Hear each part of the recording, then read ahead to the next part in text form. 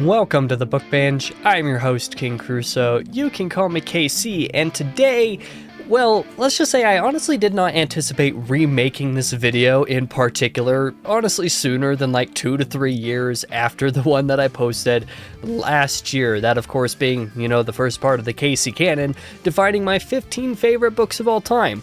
But I have read enough new favorites this year alone to somehow justify making a new list here. Furthermore, I also realized at one point in 2025 that I had forgotten to include a particular book in my original version of the list that I felt like should have been on the list. Somehow I just completely overlooked it. So between that one book getting missed because of that and now being included in the list, and like I said, reading enough new favorites here, well, that's why I'm making the new video. The one little wrinkle that I need to add on to the introduction for this list and define when this list is as of is the end of May of this year. This video comes out at the end of June, but I'm recording it at the beginning of the month, so anything that I read in June 2026 or later is not eligible for inclusion of this list. If/when I update this list again at some point in the future, then those books will become, eligible for inclusion, but otherwise, no. This video is as of the end of May 2026, so basically exactly 1 year later than the original version of the list. As for today's video structure, however, I should also define what this is, even though it is relatively simple. We'll first do a brief section talking about books that are no longer on this list, whether proper or honorable mentions. So there will be a few books that just briefly say, hey, these were on the video last year, not this year, goodbye. Then there will be another honorable mention section where I'll talk about 5 honorable mentions here, the surprising changes even within the honorable mentions, to be honest, this year. And then I'll be going over my proper top 15 books of all time, even though with technicalities it's more like top 20 books because there are a couple of like duologies and stuff that appear in there. But one final thing about the structure of this video as well, I'm recording this a little bit after the fact, is that I will actually be finishing off this video with a slight little bit of like sort of statistics in a way, just kind of going over when I happened to read all of my favorite books, just for a little bit of, general like personal interest because I think it's fun.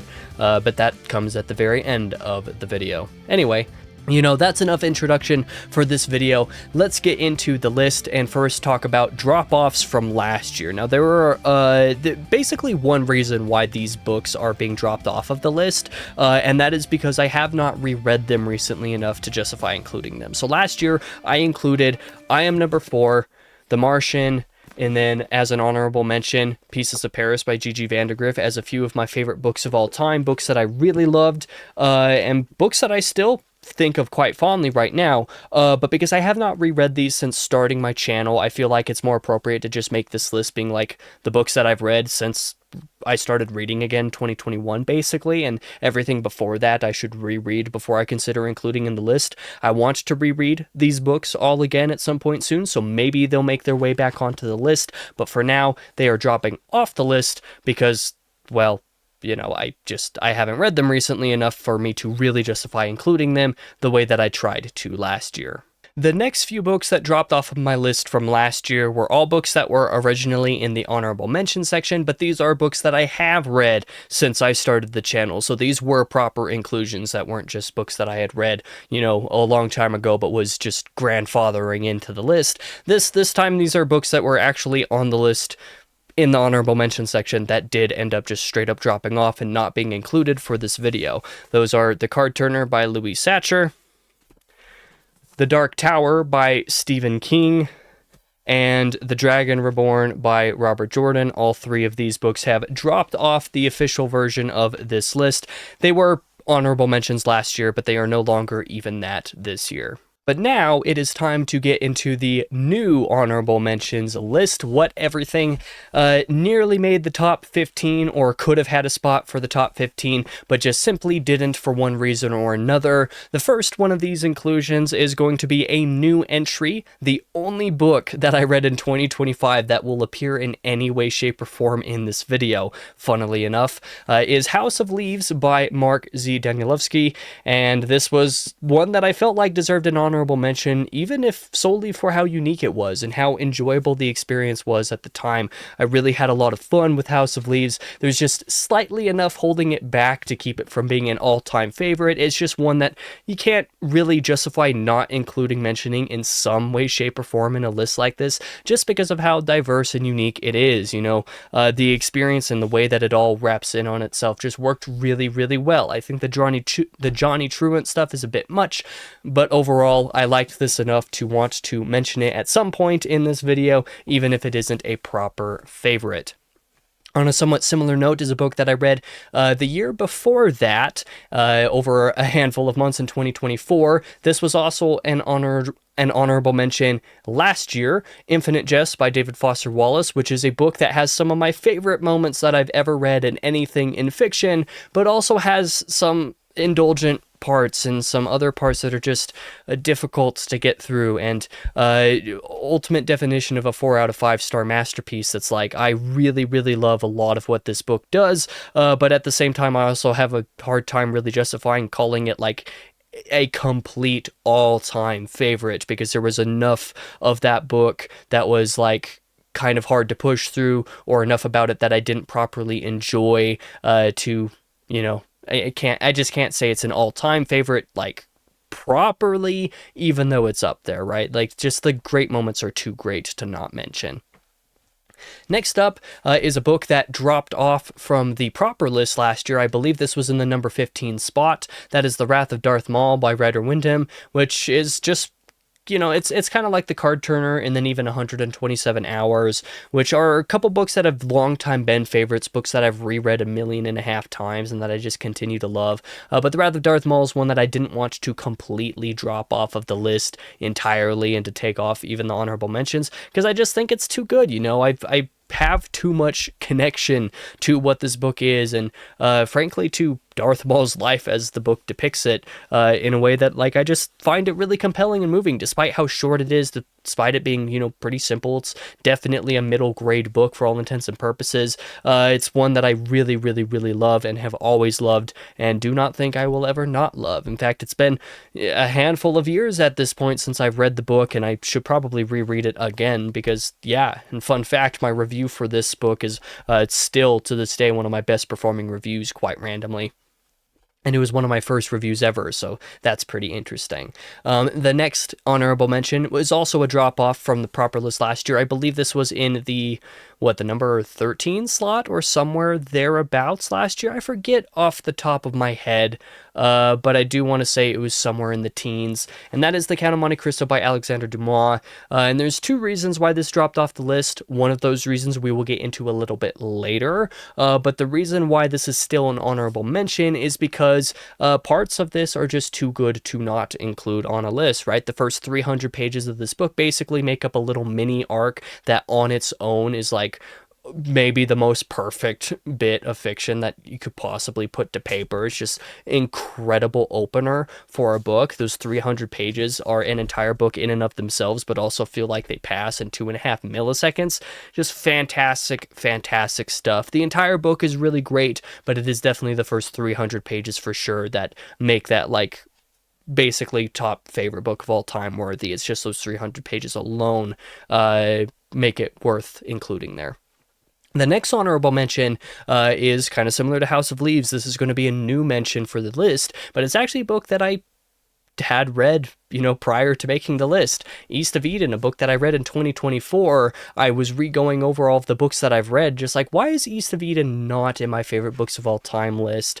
And to be honest, I'm not 100% sure why I didn't include this somewhere in the list last year. I don't know where it would have been if I had included it, but I look back on this experience now, and I look back on it with some of the spiritual and emotional stuff that I've gone through as of the last handful of months, and find more meaning in there in hindsight than I already found in there while reading it, and shortly after reading it, and even when I made my top books of 2024 list, like all those things. East of Eden is a fantastic, wonderful book that I should probably reread to get even more out of, because there's just a lot to pick apart with this.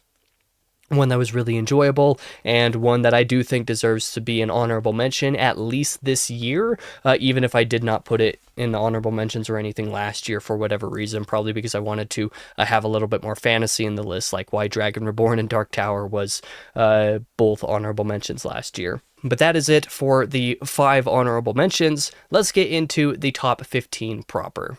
We're actually going to begin the top 15 list with the book that I felt really bad and stupid for not including in my list when I made it last year. That is The Crying of Lot 49 by Thomas Pynchon. Kind of a sleeper hit in a lot of ways. So much of a sleeper hit that I completely overlooked it when I was composing my list last year. It's also like really short. It's more like a novella than it is a proper novel. It's like barely 150 pages, you know? So it's one that, like I said, I just completely forgot to consider for one reason or another last year. With last year's list, it probably would have also been in this sort of number 15 and number 13 or so range. If I were to rank it then, probably The Wrath of Darth Maul would have been, kicked to the honorable mentions last year like it was this year on account of this. That's basically what happened this year. It's probably what would have happened last year. So I guess that kind of says something about how much I actually enjoyed this. Though the placement is a little bit lower today than it might have been last year, I think that The Crying of Lot 49 was a really thematically interesting book to read. I really loved what this did as a satirical piece in multiple ways. It was kind of a satire of a mystery in some ways. I think that it's not really spoilers to really say that this book is sort of a mystery in some ways. It's basically you trying to figure out what's going on, but you never really get the answer to that, and that's part of the way that Thomas Pynchon plays into the satire element, is that it is itself a satire of a mystery to the degree that you don't actually really get full answers to it. It kind of ends very openly. Just the relatively meta aspects of this story, along with just, everything that actually happens in it being, fun and enjoyable to me, just made Crying of Lot 49 very memorable. It's one that is like, I just feel like I need to give Thomas Pynchon his flowers for this book because of how much I enjoyed it when I first read it. It's one that I want to reread. I also want to read the rest of Pynchon's output basically at some point or another, and The Crying of Lot 49 being the first one of those books for me to read seemed like the perfect one, and obviously that definitely seems like the case because it is here on my favorite books of all time list. So that is number 15. Next up at number 14 is going to be a book that I read back in 2022, and that is Frankenstein by Mary Shelley. Basically my first classic book since starting the channel for all intents and purposes. Very shortly after starting the channel, in fact, I started posting videos here, booktube related, in January 2022. I read this in February 2022, and that had a huge early impact on the way that I think about and review literature. My first earliest proper written review sort of analyzing the book from some sort of angle came in the form of a video about this book way back then. I think it's still up on the channel, Count the Classics. The debut and only episode of Count the Classics that ever came out was about this book, and it was basically that kind of scripted review style. And that was something that I really enjoyed making, and this book was the one that made me think about books differently. It made me think about reviewing differently. Like, it fundamentally really shaped a lot about how I think about this whole thing that I do here, and I do not think I would be who I am, and I do not think I would be where I'm at as far as a sort of amateur critic sense goes without this book coming along the way. And speaking of being an amateur critic, you can check out a video that I did relatively recently, I believe earlier this month, about whether or not I consider myself to be a critic. So if that's something of interest of you, you can also watch that up there. But yeah, Frankenstein, number 14, definitely had a huge impact on me as far as how I think about books, and so it definitely deserves a place on this list. At number 13 is a book that dropped a couple of places from last year. That is American Psycho by Bret Easton Ellis. Still one of my favorite books of all time, just, a little bit changed in its placement. But what a halfway blast this experience was when I read that back in, also in 2022, in October of that year. One of the most authentically executed narrations to exist, and we'll talk about authentically executed narrations here again in the very next placement, but this is one of those books that was just so incredibly immersive to read in one sense, right? While at the same time not infrequently being extremely tedious or even boring to read. You know, I will never read American Psycho ever again, and it's kind of hard to recommend to people because of how tedious and oftentimes boring it can actually be to read, as far as the narration and stuff goes. But I just had so much fun being fun in air quotes, I guess we'll say, being in that character's head. That narration of Patrick Bateman's character is so authentic, it's so well executed, that book is just brilliant because of it. And fortunately, the movie also exists and is a phenomenal adaptation of that material. I also did a video on my second channel where I talked about that specifically. Yeah, just a heck of a lot to love about American Psycho. I'll never read it again. I don't really particularly like recommending it to people, but the movie, perfect rendition of that, and it only takes a couple hours instead of like 15. So, you know, definitely worth checking out as far as that is concerned. And it is one of my favorite books, despite the fact that I won't ever read it again. Yeah, next up, like I said, speaking of authentically executed narrations, number 12 is going to be Perfume, the Story of a Murderer by Patrick Zuskind. I kind of want this book to be a little bit higher on this list. It's just kind of hard to say why in some ways. It feels like it should be, but I also can't really put it much higher. I don't know. Its placement here around 12 feels right, even though I want it to be higher, but maybe a lot of that is just because I just enjoyed the actual reading experience of Perfume in a way that I rarely enjoy reading experiences, you know, like the actual prose of it. A massive part of this experience is that prose, the tone, that narration. You know, without that being so good, this experience doesn't really do anything special, you know, but the quality of that writing, the quality of reading it in that way is so up there that you know, it's impossible to not recommend trying this just on account of how well it does its writing. One of my favorite reading experience of all time, solely for how unique it is. You know, based off that title, Perfume, you might not be necessarily that surprised to hear that the prose is very scent focused. I've never read anything else focus on scent the way that this does, and it does it so organically and naturally. It doesn't make sense how it's handled so well, but it is handled so well. This is a book that is definitely going to be considered a proper classic as time goes on. It is absolutely a modern classic at this point in time. It was published like 40 years ago, so you know it's getting a little bit up there in age, but it's not that horribly old. But this is definitely one that will age like fine wine over time. Just, you know, in some ways it almost feels like it is a classic despite being published in the 80s. Yeah, absolute joy of a reading experience, one that I really liked, you know. Even the end, I think, thematically really fits some things, even though the end is a bit much compared to the rest of the book that came before. But yeah, I was just really into Perfume. Next up, at number 11 is, I mean, a lot of the picks on this list are repeats from last year, just reordered, so this is one that dropped one place compared to last year. That is The Shining by Stephen King, and the reason why, you know, The Dark Tower isn't in this list is because I didn't want there to be a second Stephen King on this list anymore, based off of some of the new entries on the list, and The Shining is just the one that is my favorite Stephen King book up to this point so far. I kind of hate that this book has dropped a spot, but nonetheless, here it is. I'm glad to say, however, that King still sees a spot in my list. To be completely fair, The Shining is one of the most engrossing reading experiences I've ever had, so much so that I still remember just how objectively stressed this book made me back in December 2021 when I read it.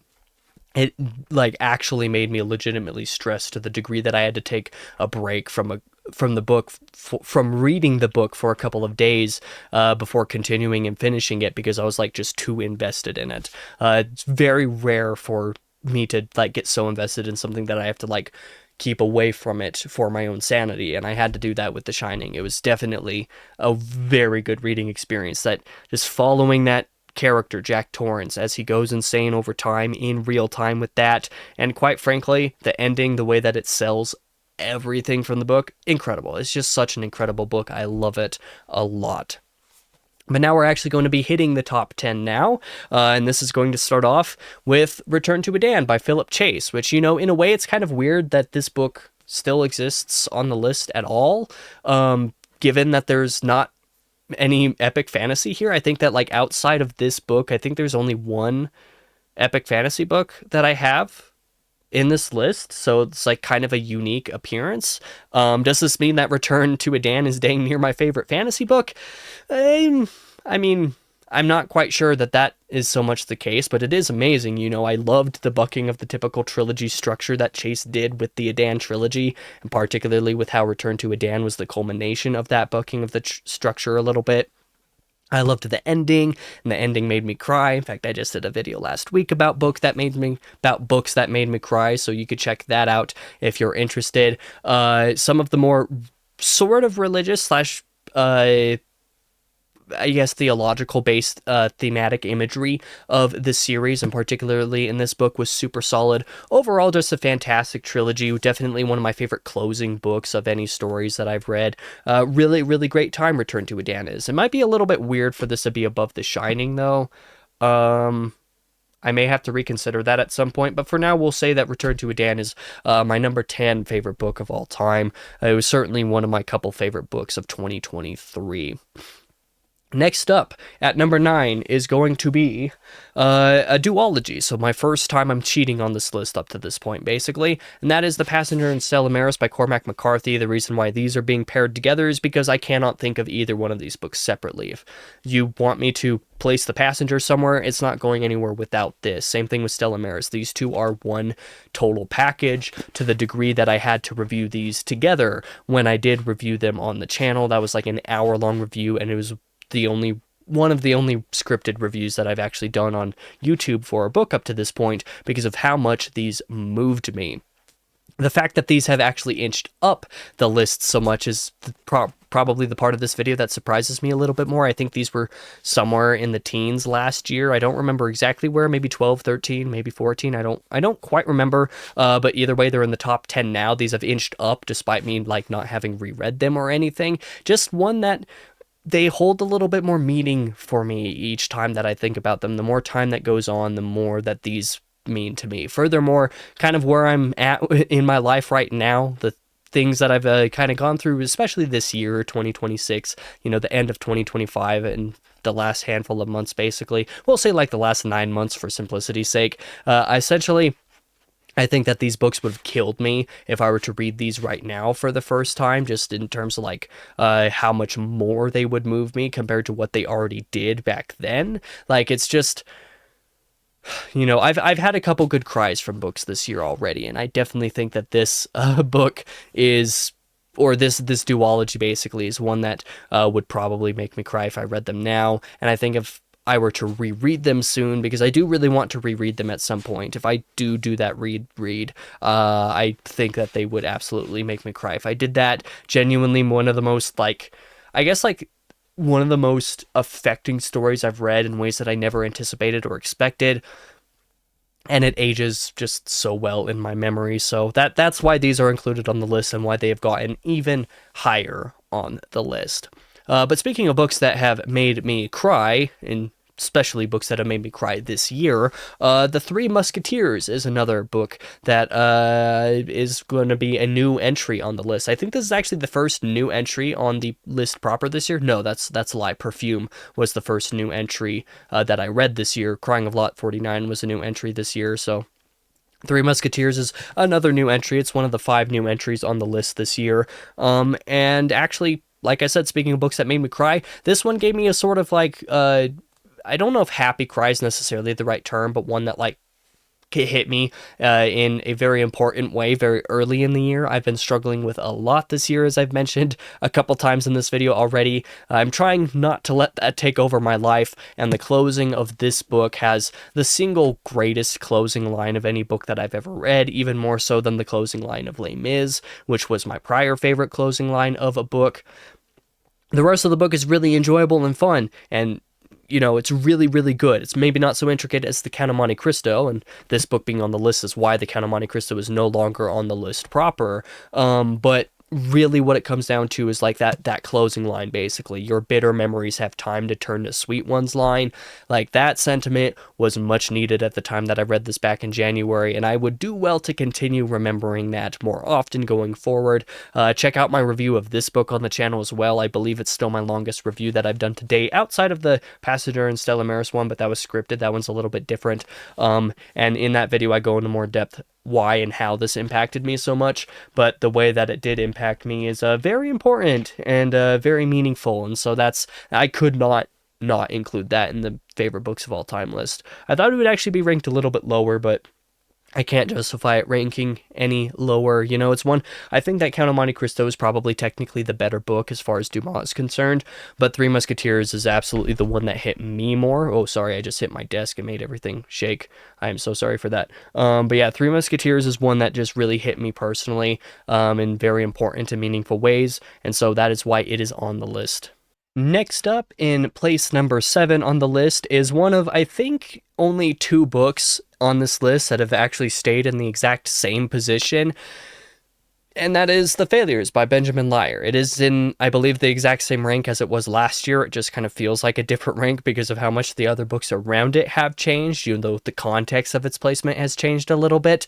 But yeah, The Failures is number 7 on the list. Now, actually thinking about it, when I said that there was an exception to Return to Adan being maybe the only epic fantasy book on this list, this is technically an exception as well. This is a second exception that I forgot about at the time in the fantasy context, because it's like, it's doing more than just being simple fantasy. It's kind of fantasy in the way that like The Dark Tower is fantasy, in which like there is that, but like there's other things going on too, so it's not quite so easily defined as just being that thing. But in either case, this book is still sort of like, I kind of wish this book was a little bit higher up, to be honest, because it is one of the most intricately crafted books I've ever read in my life, and it is so special because of how intricately crafted it is. Between character reveals and timeline shenanigans and other stuff of that nature, this book was a really incredible reading experience, just being able to put pieces together while I read, and being able to do so effectively during the reading experiences, rather than, you know, being surprised by things that didn't feel deserved or earned or whatever, or things not making much sense, or feeling like reveals happened at times. It's just like, I don't know if I would have been able to figure that out or something like that. The Failures is crafted so well and in such an engaging way that, you know, solely for being able to piece it together, like I said, this is special compared to anything else I've read. You know, it helps that I really love basically everything in here, even beyond the crafting of it, but just being able to put those pieces together while I read it was something that made this very special reading experience.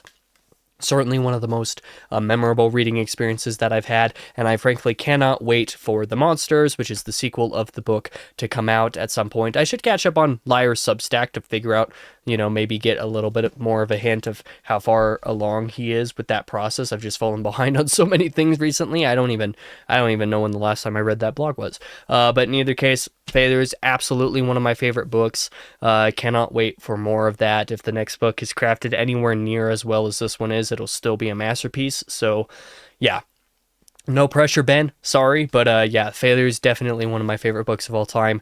I don't see that ever really changing, to be honest. It was just such a fantastic reading experience. Speaking of fantastic reading experiences, let's change things up a little bit for number 6, and instead of including one specific book in Lord of the Rings like I did last year, we're just going to go ahead and include all of the Lord of the Rings this year. So like the 2 big things to note with regards to this entry, of course, well, I guess we should also say that this is the exception to Return to Adan that I was talking about, where there was at least one more fantasy book on the list. This was the one I was thinking of at the time, so there's that. But the first thing to mention with regards to this list is kind of implied in how I introduced this. I did include Fellowship of the Ring in my list last year, not the full book.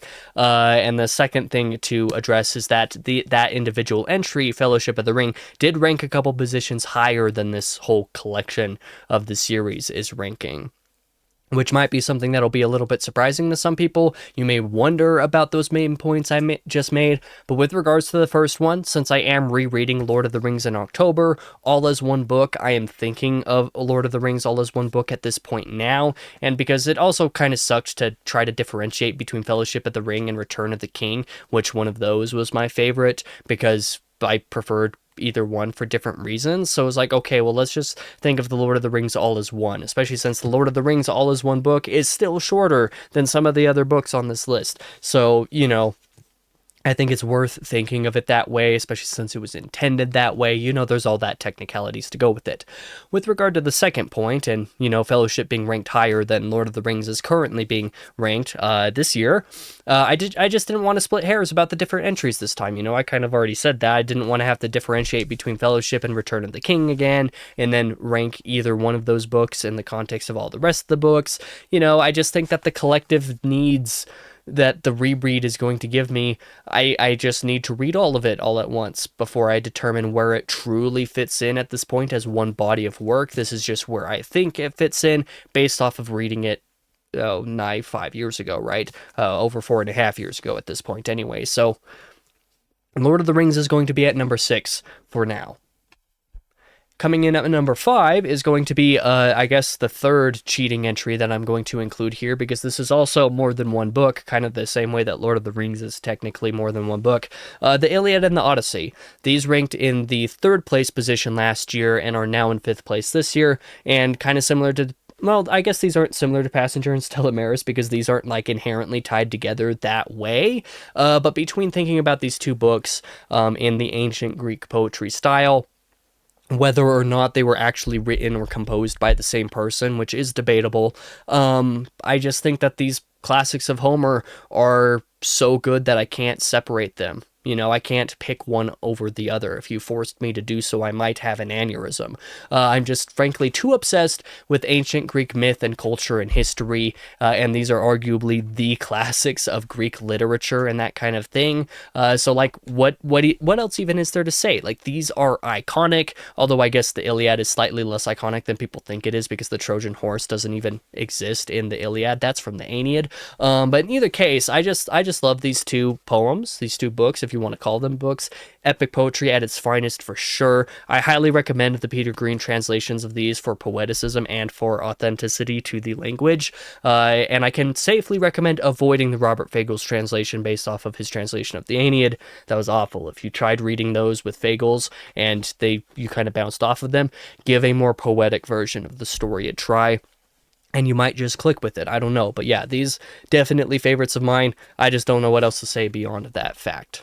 Moving deeper into the top 5, since the Iliad and Odyssey were the number 5 pick, let's talk about my number 4 entry in The Pillars of the Earth by Kent Follett, which, did technically climb up one spot this year, but also implicitly climbed a couple further because of some of the things that it now overtakes, such as like Lord of the Rings, for example. I just absolutely love what The Pillars of the Earth does, exploring humanity and her failures, right? The way that all of that comes across is a very human story in here is something that I found very, very impressive. The masterful plotting and the pacing of all of it is honestly kind of unmatched, generally speaking. I think that it is very complex in its simplicity. It is definitely known as being the book where, oh man, yeah, they just build a church in it, but it's awesome. But like, there's also so much more to it, but like, it's also not necessarily wrong to simplify it so much, because like, the book does a whole lot thematically, even further than just what that plot does. So if you're into the way that it's handling faith and the way that it's covering human failures, like I kind of mentioned before, just the failings of humanity in certain regards, and all of that kind of stuff, Pillars of the Earth is very, very good. Much like the next entry on this list, just the sheer level of readable enjoyment that I got out of Pillars of the Earth is definitely something to comment upon. This is a book that is like 1,100 pages in my edition of it, and I managed to read it in like 2 weeks or something like that, and that is very quick for me. In fact, it might have even been a little bit quicker than 2 weeks, but it was a book that I expected to take all of December 2024 when I read it, and it only took a couple weeks of that month in order to actually get through it. It was just one that I had to plow through, couldn't stop reading. Whenever people talk about that being a page turner, it is somehow absolutely a page turner. I think that does come from the fact that Ken Follett was, prior to writing this book, predominantly, if not specifically, a thriller writer, and there are aspects of us sort of thrillers pacing that somehow managed to come through in strange ways. But yeah, it's just really, really good. If you want an enjoyable plot forward reading experience, then yeah, the Pillars of the Earth is very, very good. I say plot forward, but like, is that really true? I don't even think that's actually true. It's just, The Pillars of the Earth is a lot more subtle of a reading experience than I think a lot of people give it credit for. They do simplify it by being like, oh yeah, it's a book where they build a cathedral. And like, yeah, that's true, but there's just so much else also going on in there that you just have to read it to understand. It's very, very good. There's not going to be very many people who watch this channel who probably haven't read that, to be honest, but yeah, it's amazing. I love Pillars of the Earth. But now we crack into the top 3 favorite books of all time, and 2 of these are new entries. You know, after reading one of these books earlier this year, back in January, it's going to be my number 3 pick that I talk about here in just a second. I was like, you know, maybe I might end up making, you know, my updated favorite books of all time list a little bit earlier than not, because my number 3 pick, plus including, what was it called? Three Musketeers on the list, after reading both of them in January, was like, you know, both of these are like probably even top 10 of all time worthy. So that was how I felt about them pretty much immediately after reading them. And it just kind of kept happening. Here just a couple of months ago in April, I also read my number 2 favorite pick and was like, you know, this absolutely has to be included here in the list. So like, I can't not. So yeah, we're going to be talking about all of that in turn. Give me just a second to update some stuff that I got going on in my statistics later in the video. But yeah, number 3 on this list is going to be Hard-Boiled Wonderland and the End of the World by Haruki Murakami, a book that I honestly just, quite frankly, cannot even explain why I love it so much. A book that when I tried reviewing this earlier in the year, I just felt like I was talking in circles and not making any actual valid points about my enjoyment of the book. It was one of those things where it's like, I just had such a thoroughly good experience with this that I cannot even like properly come outside of that experience to explain, quote unquote, objectively what it is that makes the book good or not. And I can't really properly recommend it to anybody because I just don't know how to separate my experience from a more objective potential experience from the book. This is like maybe the most that is true of any book I've ever read. Probably the most difficult time I've ever had explaining why I enjoyed a book. I just don't feel like I did. I don't feel like I did a very good job explaining that, and I don't think I'm going to do a very good job during this section explaining it. I think it's just going to be me saying, I loved it so much I can't properly explain why I loved it, because I kind of feel bad for that review that I posted, because it just didn't really say anything useful for the most part, you know. There's a couple valid points in the bad and the ugly that I was able to make about it from a particular perspective. If you want to know more, you can watch my review if you want, but I don't think the review is very good, especially with regards to the good, because there's just too much about this that I loved, right? Like, I think that the way that it handles basically 2 different storylines and the way that those come to merge together over time and the way that you figure that out while it's happening is unlike just about any other experience that I've ever read. And that was very fun. The way that it melds and also defies basically all genres at the same time is something that is like, does any other book in existence do this way? Like, what do I love about this book? Everything. That's basically it, you know. When it comes to straight enjoyment, I have never enjoyed myself reading a book more than I have with Hard-Boiled Wonderland and The End of the World. And yet, the enjoyment wasn't the only part of what I enjoyed about it. I think that it was very thoughtful, and I think that it was very thematically quite solid as well. It's just that sheer enjoyment is a huge part of why that is now one of my favorite books of all time, and honestly, immediately became one of my favorite books of all time. It's just incredible.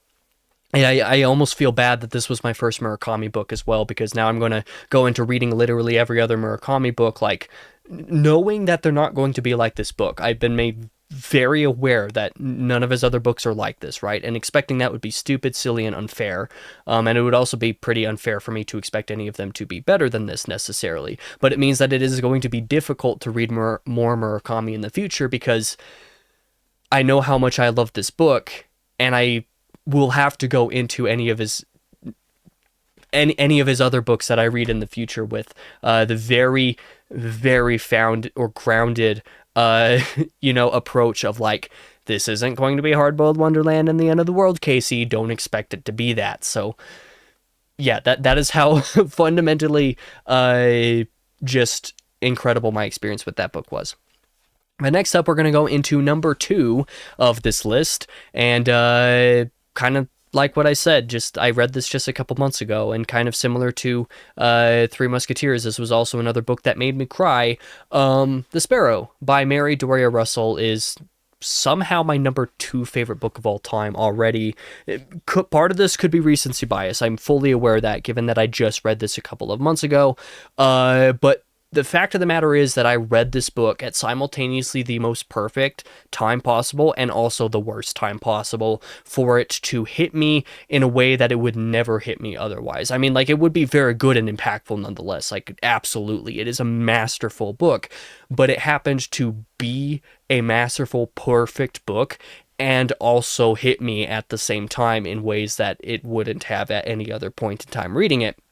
I'm at a place spiritually and mentally where the themes hit almost a little bit too hard. I certainly would not have appreciated some of this as much without that experience, but it is also the case that, like, those things are so good. The Sparrow handles religious themes in the most nuanced and impressive way possible. You know, it's one of those things where you basically cannot expect any author to, approach a book that handles religious topics in an offhand and objective enough manner where you come out of it feeling like you haven't been basically told what the author thinks about those particular topics. The Sparrow is like maybe the only time I've ever read, and maybe the only time I will ever read, a book that deals with these topics and themes in a way that is genuine, true, honest, impactful, and also does not feel like I just read the author's own opinion. You're just being given the story, given the events, given the interpretations from various characters within the book, and you are the one encouraged to figure out what that is supposed to mean. I never felt like Russell's own opinion on this is ever evident. I don't think that I know what she particularly necessarily thinks on any of these topics on account of reading the book. And when it comes to theological ideas and concepts, that is like impossible. But somehow Russell did it here, and that is a huge part of why this book is so good. The way that I tried to review this was basically just explaining that Russell masters nuance with regards to those topics. There's none of that beating you over the head with what her own ideals are, because you don't know what her ideals are just by reading this book. It's more complex than that. It is genuine, and like I said, honest exploration of faith in the face of hardship, and tries to explore arguably the most fundamental question of faith that exists. That question of why would a good and merciful God allow good people to suffer? Like, it is a good question, quite frankly. Christians can be a little bit flippant about how they try to answer that to some degree. And also atheists can be very dishonest about how they ask it, right? There are many people who ask this as try to, a sort of gotcha, right? And either side of that conversation being taken from those angles is unproductive. But the Sparrow manages to handle both sides of that conversation so brilliantly and so perfectly that just nothing else touches what this book does. Like, I don't think it is possible for any other author, any other book to cover those topics the way that this does, in so well a way that it happens to do it. I just do not think it is possible. This is easily, in my book, a modern classic, and I think one day will be, or straight up should be, a straight up classic. There is plenty of sci-fi going on here. It is more or less a genre fiction book, but it is just literary enough, and its main focus is those theological themes, such that I think it should be more than just the genre fiction, wrapping paper that it comes in. A book that, I feel like is a little bit overlooked, and it will probably continue to be a little bit overlooked as far as its thematic palette is concerned, simply because it is a sci-fi book. That book is just absolutely incredible. If I thought that, say, Pillars of the Earth handled the ideas of religion and people, humanity, and stuff really well, it somehow has absolutely nothing on The Sparrow. That is how good The Sparrow handles all of that stuff. It is just, when I say unbelievable, it is actually unbelievable. I kind of don't understand how this book exists, actually. The fact that it was Russell's first novel as well is also kind of astounding to me. It's just mind-boggling and incredible. All of that said, now we are finally up to the number one entry on this list, and I wish that I could buck the trend on this list and or maybe not buck the trend per se. I wish that I could make this number one spot more surprising. I think that The Sparrow, honestly, I could probably justify putting this number one. I could justify putting Hard-Boiled Wonderland number one. But for now, I think I'm going to say that Les Mis by Victor Hugo is still my number one favorite book of all time, and that is also for some reasons that I kind of can't explain, in spite of things like the tangents and some of the little problems that also crop up in the book and the little things that other people are bothered by in the book. This is still one of my most favorite and most fundamental reading experiences that I've ever had. Not least because this was a book that I had on my bucket list as early as 4th grade when I barely knew how to read at all. And I just happened to love it when I read it. It's one of a very human book, one of the most human books that I've ever read. It's kind of up there with Pillars of the Earth, for example, insofar as its honest depiction of humanity in various different aspects are very, very good. Honestly, I just love this. I really don't even know how to explain this being in the number one spot. I probably explained it a little bit last year. I probably spoke a little bit too long about why it's my number one last year, so I guess I'll keep this section a little bit shorter. But yeah, Les Mis is going to be my number one favorite book of all time for now, still.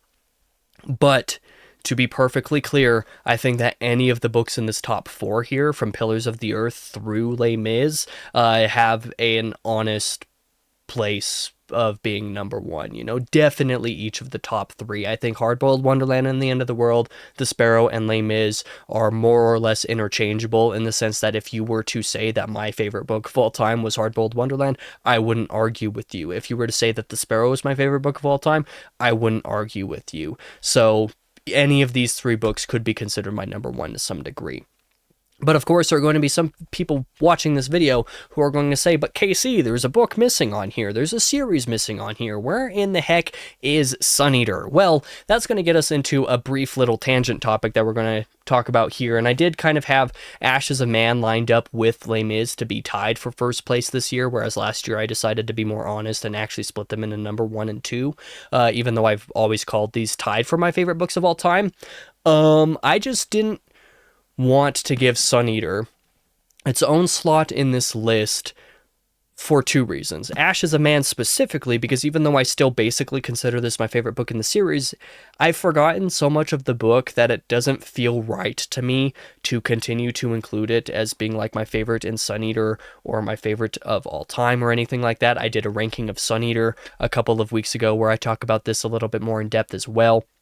At this point, I don't know what my favorite Sun Eater book actually is, so actually including a Sun Eater book on this list properly and honestly just doesn't really work the same way, so, it's hard to actually give this a dedicated spot.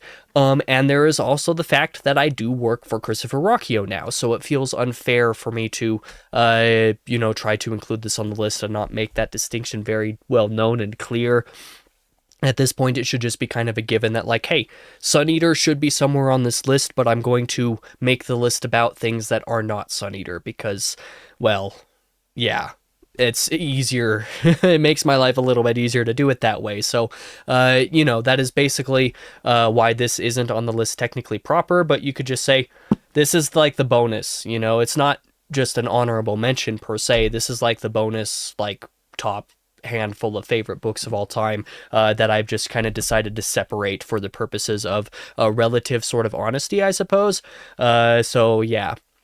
Sun Eater is just kind of not going to be included on these lists in the future. You know, I'm not updating my favorite series of all time list anytime soon, even though I am updating my favorite books of all time, because I haven't read enough new series or finished enough new series to justify updating that list. I don't feel like it changes enough to remake that list, especially since it was only a top 5.